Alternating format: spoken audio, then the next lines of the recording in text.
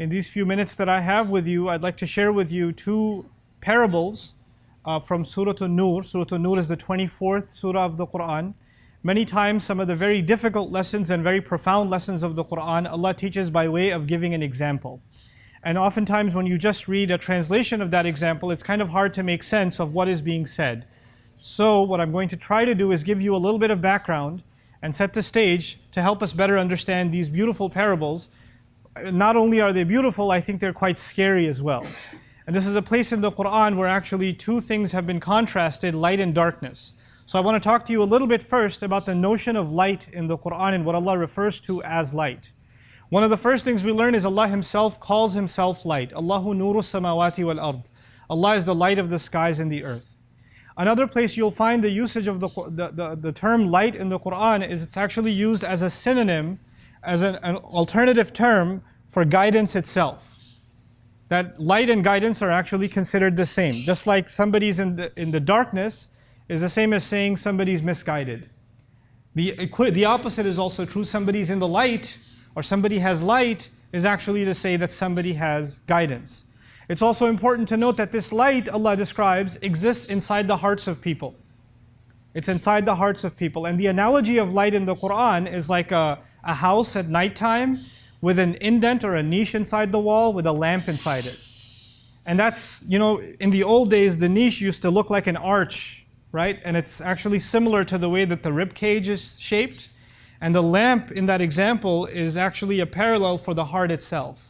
And so a lit up lamp is like a lit up heart, whose glass has to be clean and all of that. But in any case, just the point I was trying to make first and foremost is that the idea of light is, in the spiritual sense, is something that lives inside our hearts. The reason that analogy is important is because light doesn't stay inside, light goes outside, right? So if there's a lamp, its benefit is not only limited to the lamp itself, it illuminates its surroundings, doesn't it? And so if somebody has true guidance inside of their heart and a true faith inside of their heart, they're not only going to be the ones that benefit, everybody around them is also going to be illuminated as a result.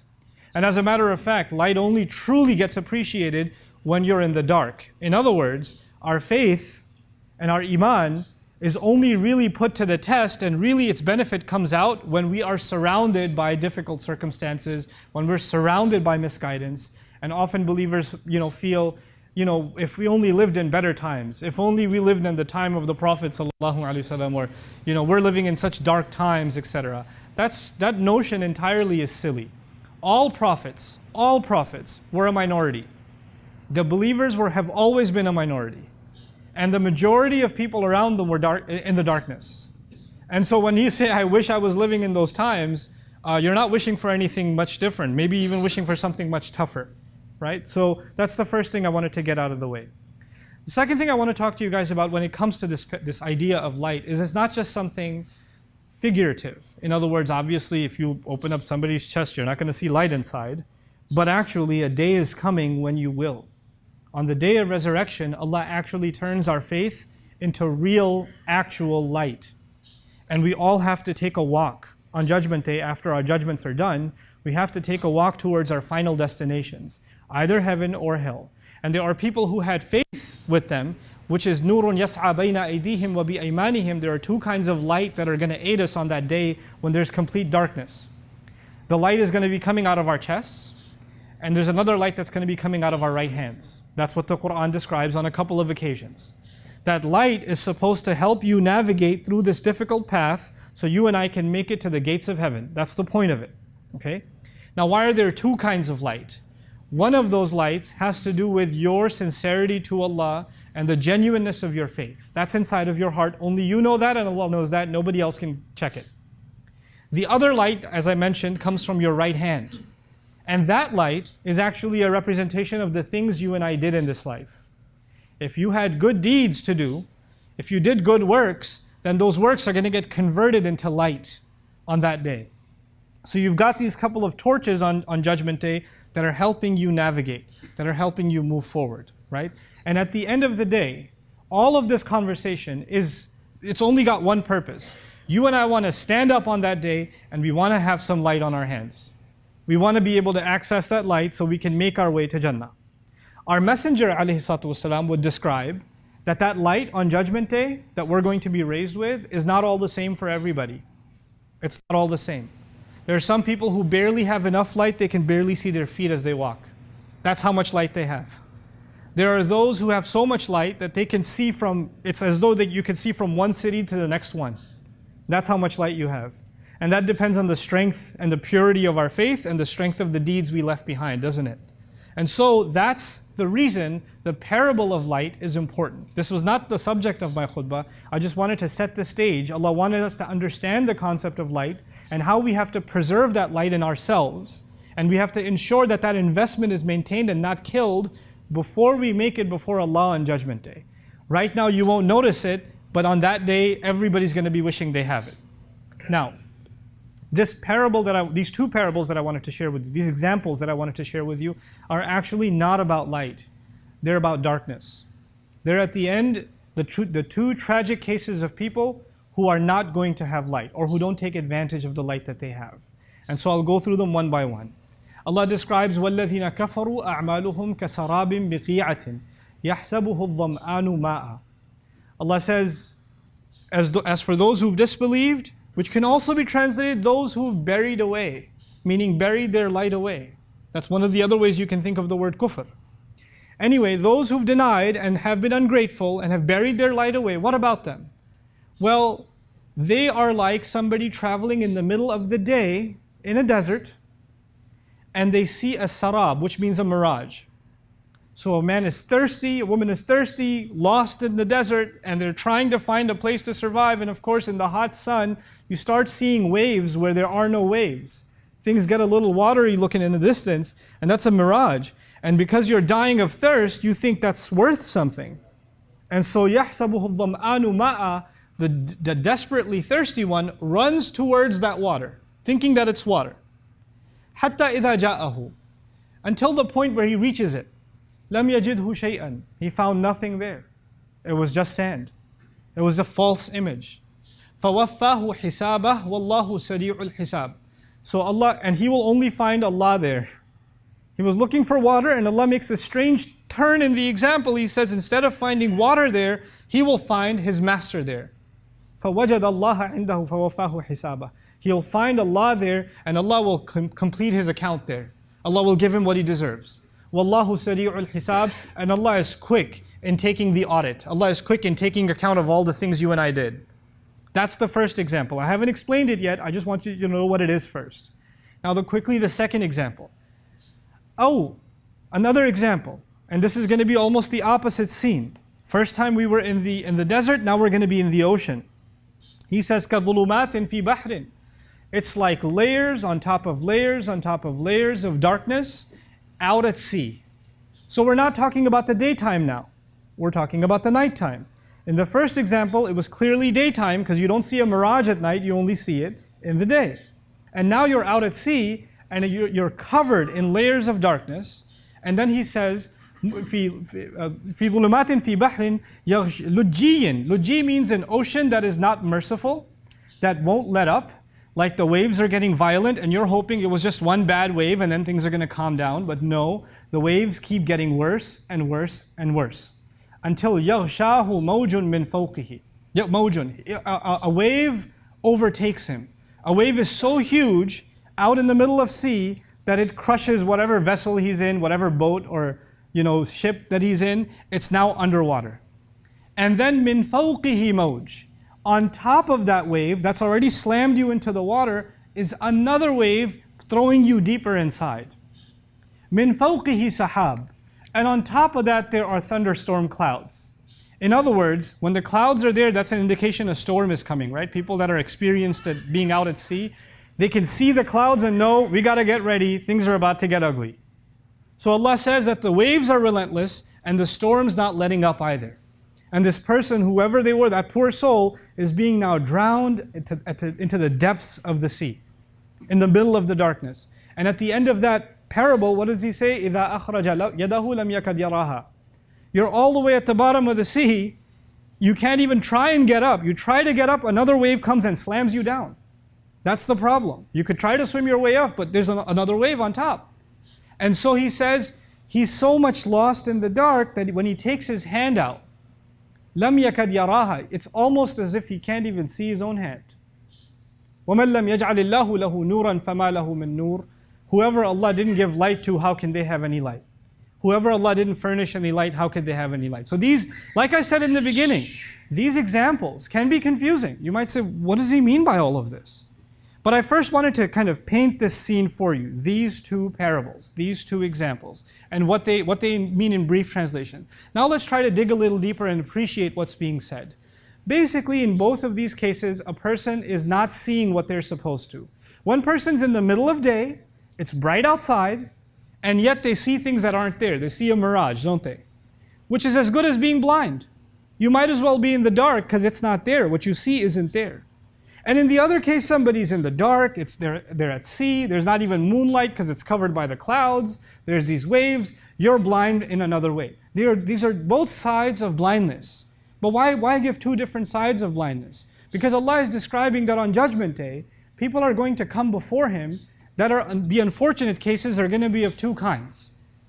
There are going to be two kinds of unfortunate cases. So here's where I'd like for you to pay extra attention to understand what is going on in these parables. There are people who assume that they are in light.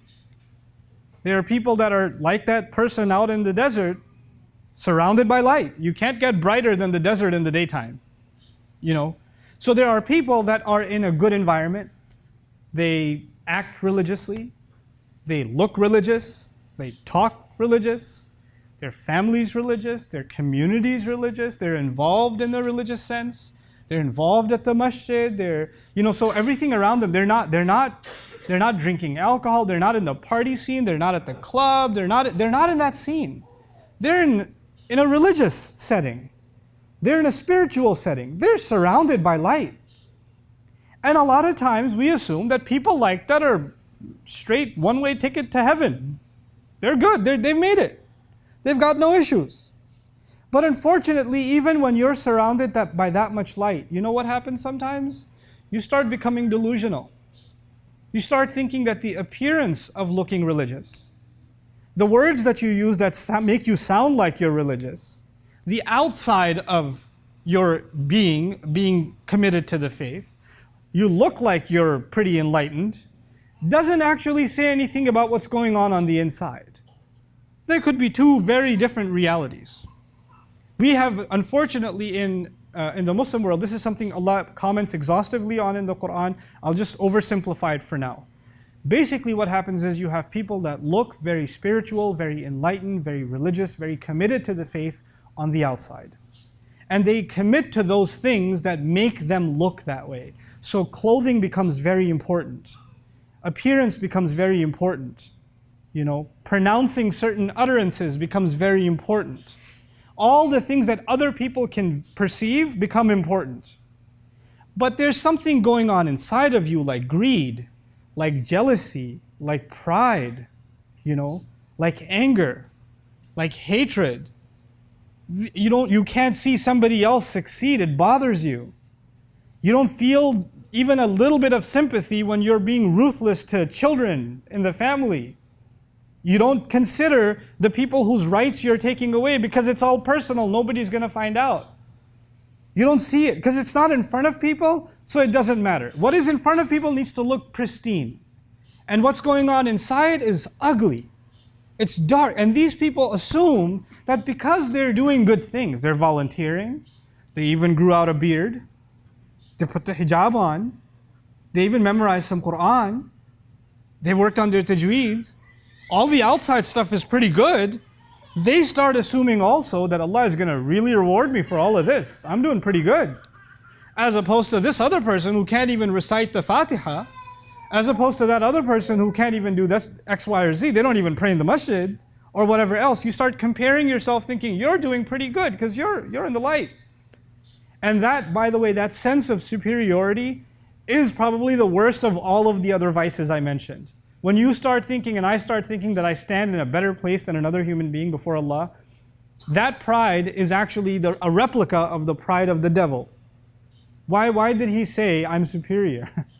The sense of superiority, تِلْكَ الدَّارُ الْآخِرَةِ نَجْعَلُهَا لِلَّذِينَ لَا يُرِيدُونَ عُلُوًّا فِي الْأَرْضِ وَلَا فَسَادًا وَالْعَاقِبَةُ لِلْمُتَّقِينَ. I'm being asked to move all of you forward, so move forward as much as you can. Allah says that next home that He built, heaven, He made it for people who don't want to feel superior in this earth. They don't have a desire for ulu. They don't want to make themselves feel or give the impression that somebody else is little compared to them, lesser compared to them. They don't want that. And there are sometimes among us, maybe ourselves, because of our religious knowledge, because of our religious position, because of our religious perception of others, we do start thinking we're better than somebody else. We do become condescending towards others. This is the first example. People who actually think they're in light and they're doing good. But you're like a person in the desert. You're going to die of dehydration. And when you get there, what you think is water, meaning you think you're going to go to heaven and be replenished for all the deeds you did, all you find there is Allah who says, actually, you did everything else on the outside, but there was no light inside of you. That you don't get anything here. Allah is going to quickly take your account. You and I have to become people of introspection. Whether or not people praise you and me means nothing. As a matter of fact, whether or not people criticize you and me also means nothing. You have to be able to ask yourself, if Allah was to ask me right now what I'm doing is right or wrong, am I able to answer Him? Am I doing right by Allah? Because He's the only one I'm going to be meeting at the end of that journey. On the other side of it, there's another darkness. There's another failed scenario. One of them was people who thought they're doing good and they get there and they find nothing. But the other one is a completely different scenario. And the other one is a scenario of someone, like I mentioned, in the dark. And then they're even pushed into more darkness, and then more darkness, and they just keep going deeper and deeper. This is actually someone who's not in a good environment. This is someone who's not involved with anybody. They're not even around people who have strong faith. As a matter of fact, all the friends they have make them even a worse person. They instill even worse habits in them. And the environments they put themselves in, the situations they put themselves in, are pure evil. They're pure darkness. But they're addictive also. They keep going to that stuff. They go to those environments, they go to those friends, they go to those dark places, and they can't even help themselves go back over and over and over and over again. And they form all forms of addictions to certain kinds of behavior, they form addictions to substances, and they can't let go of that entire scene. And what does Allah describe as these waves are coming and slamming you down and you're all the way in the depths of the darkness? The powerful thing here in this parable is Allah actually gave hope to those people too. He didn't say when He's at the bottom of the sea, He can't even see His hand. He said He could almost not see His hand, right? Your hand is a representation of what you do. Even in the depths of darkness, you could still sort of see your hand. You know what that means? You still have some sense that this is wrong. What I'm doing is wrong. I shouldn't be doing this. I know better. I know I need to change. I'm humiliated by what I'm doing. I'm giving into something inside me that's very animal. I'm giving into something inside me that overtakes me, and I lose my connection with Allah. And every time I dive in, that connection gets hurt more and more and more and more. But every time it gets hurt, there's less and less light. But there's still a tiny bit of light left inside you that still lets you see. To help you understand this part better, our eyes are useless without light. If there are no lights on inside this room, and there are no windows, and there's absolutely no light, we are completely blind. Your eyes could be functioning perfectly, but there's no point. You're blind anyway because you are in the darkness. Allah is describing here, when you're in the bottom of the sea, when you're way down there, clearly there's no source of light, is there? I mean, it's already dark, it's already night, there are already clouds in the sky, and you're way deep down inside in the middle of the night. There should be zero light. You shouldn't say, I can almost see my hand. You should not be able to see your hand at all. The point is, you shouldn't be able to see your hand at all. But Allah is saying there's some light somewhere. The question then arises, where is that light? That's actually the light Allah put inside you and Allah put inside me, inside of our hearts. He put it there. It's not some outside light, it's inside you.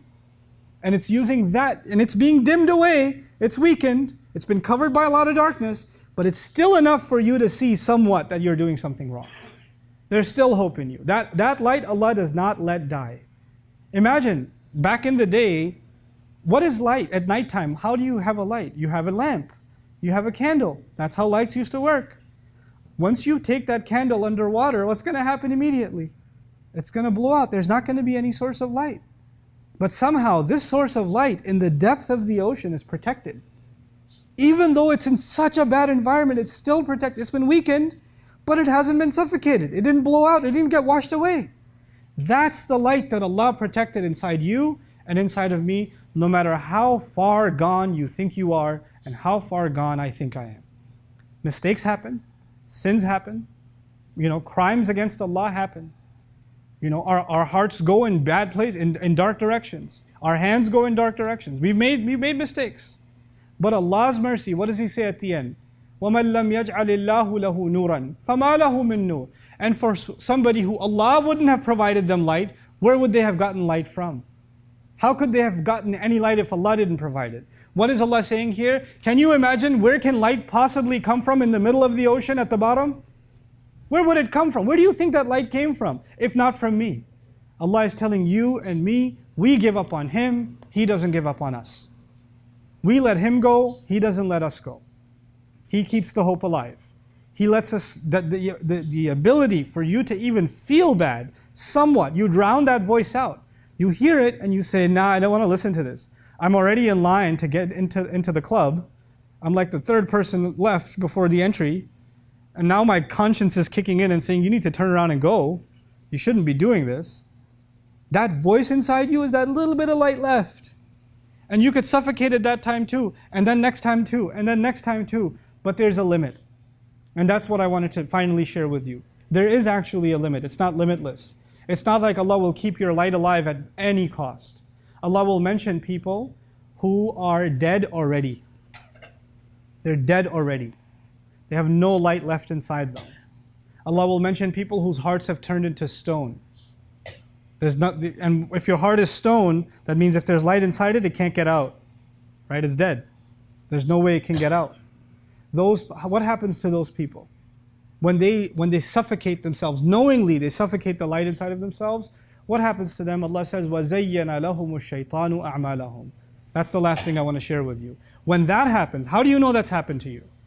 You will know that's happened to you when those things that are evil, that even though they're attractive and they're tempting and you're drawn to them, there's still some part of you that feels bad, right?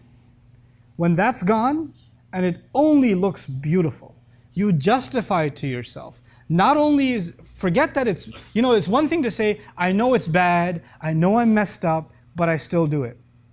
I need to stop. That's one thing. That means you still have some light left. At least you recognize that it's what? Bad.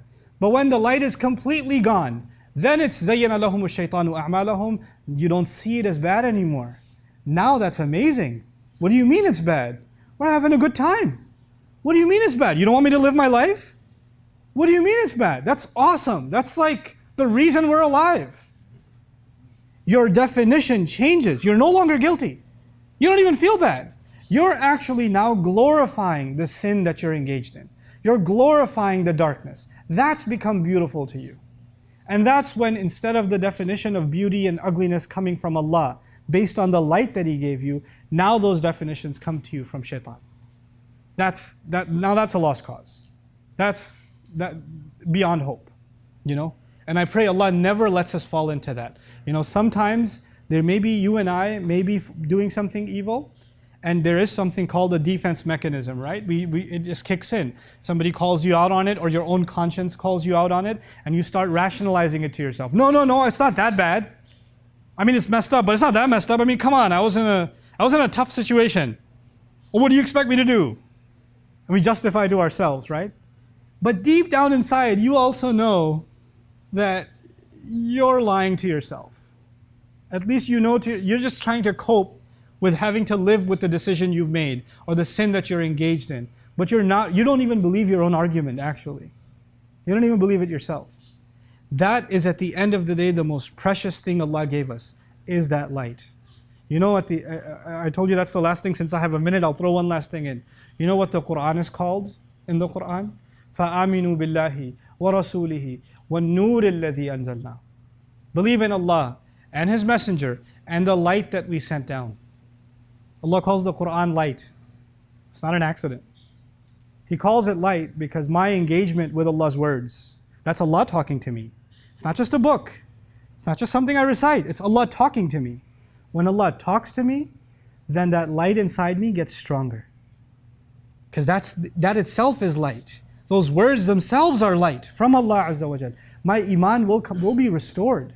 My vision for what is right and wrong will be restored again when I keep coming back to Allah's book and keep coming back to Allah's book. But that coming back to Allah's book cannot be artificial. It can't just be that I recite it and I put it down. It can't just be that I read its translation to argue with my friends about what this verse means or that verse means. It can't be for that. It has to be, Ya Allah, I need light for myself. Give me light in your words. That's the humble, begging attitude of a slave with which I must come to the word of Allah. Even the word of Allah, subhanAllah, it's the word that's supposed to make me humble. Today, you and I approach it as something as a tool for argument. Or we study it as something interesting. Or we study it as a casual pastime. We don't think of it as a lifeline. We don't think of it, this is me, this is Allah talking to me. This is Allah giving me value, addressing me, a letter, what He calls risalati Rabbi, letters from my master. Literally, messages, letters from my master. Like, when somebody writes you a personal note, and you're like, wow, they took the time? That's Allah to you in the Qur'an. And if you can develop that, then that light will not become weak. Allah will not let it become weak. May Allah Azza wa Jal connect us deeply, our hearts with the Qur'an, and maintain that source of light for us. May Allah Azza wa Jal strengthen the light in our hearts no matter how weak it's become. May Allah Azza wa Jal also not make us delusional into thinking that the outwardly deeds that we do are going to compensate for the vices we carry inside of our hearts. And may Allah Azza wa Jal allow all of us to cleanse our hearts to the best of our ability. Barakallahu li wa lakum fil Qur'anil Hakim wa nafa'ani wa iyyakum bil ayati wa dhikril hakim.